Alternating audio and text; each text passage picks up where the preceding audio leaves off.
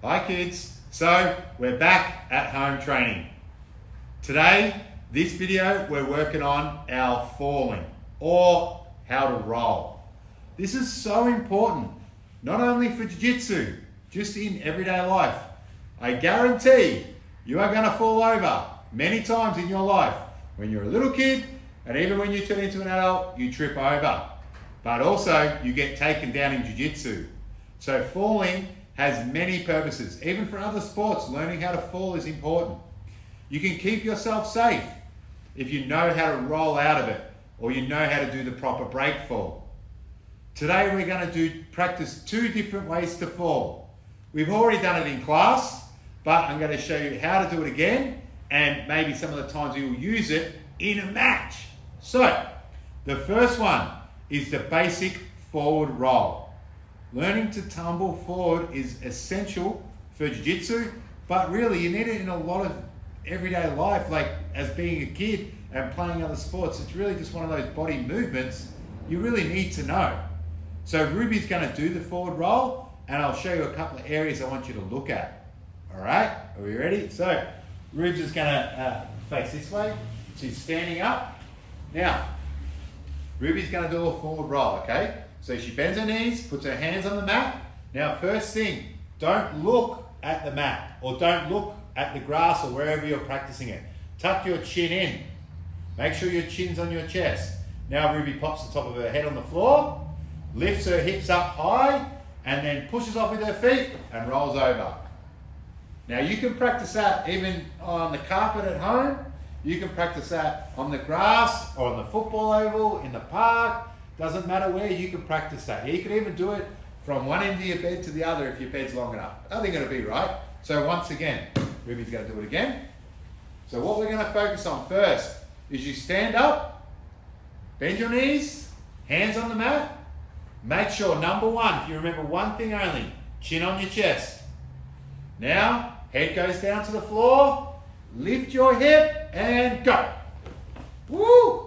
And it should be smooth, yeah? Now don't forget, anytime you're falling, anytime you want to always breathe out. Because if you land a little bit harder, you won't wind yourself. It's where you get your breath knocked out of you, and it's very uncomfortable. So anytime you're falling, or something's going to bump into you, breathe out. Don't panic and breathe in.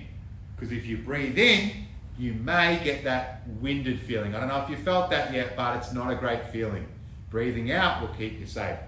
So that's the forward roll.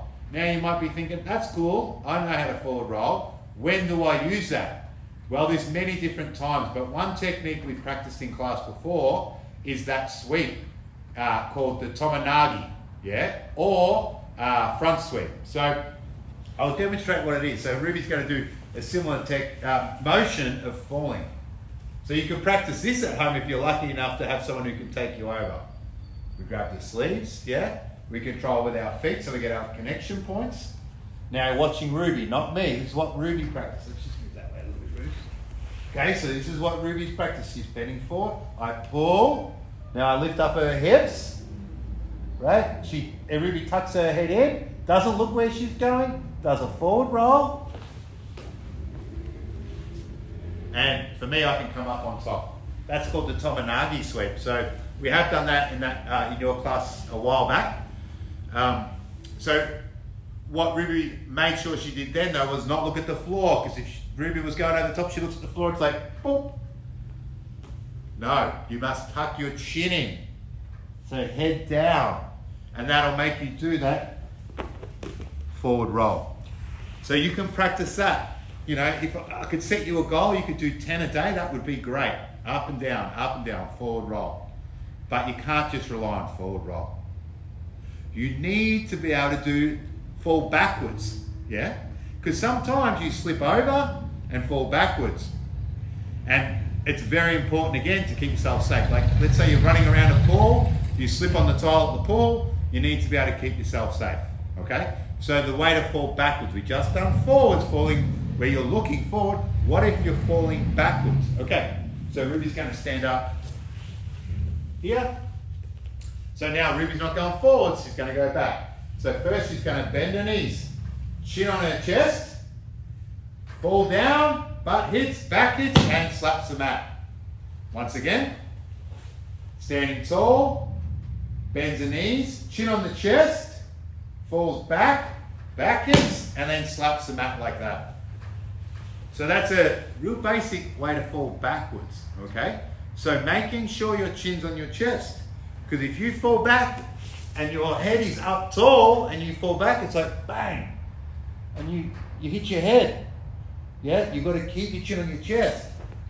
So that's the most important thing, is keeping your head off the mat. But we want to do it so if we fall on hard ground like tiles or concrete, our head's off the floor. So always when you fall back, keep your chin tucked in, down, chin on your chest. And the same rules applies with the breathing. Breathe out as you fall. Yeah, because that as well will keep you safe from getting that winded feeling. Once you've done that, you can do what Ruby was doing with that break fall, but make sure your back hits before your hands. Don't do that.